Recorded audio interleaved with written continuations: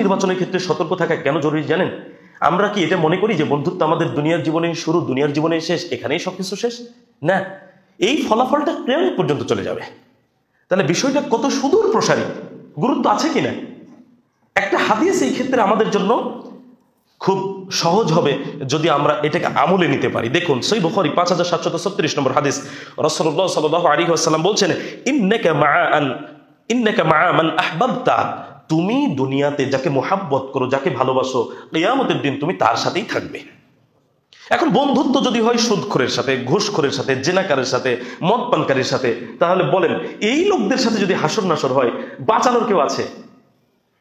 বেনামাজি, দিন নাই, ধর্ম নাই, কিছুই নাই, এমন কাফির, মুশরিক, বেদিন, বড় পাপাচারী এমন ব্যক্তি যদি আমাদের সঙ্গী হয়, সাথী হয়, যার সাথে এক গোলা সম্পর্ক, আমাদের সকাল সন্ধ্যায় চা খাওয়ার সম্পর্ক, বাসায় দাওয়াত দিয়ে খাওয়ানোর সম্পর্ক, তার সাথে যদি আমার হাসর নাসর হয়, ফিরআউন, আবু জাহেলের মতো লোকের সাথে, আবু লাহাবের মতো লোকের সাথে যদি হাসর নাসর হয়, বলেন ওকে বাঁচাবে কে?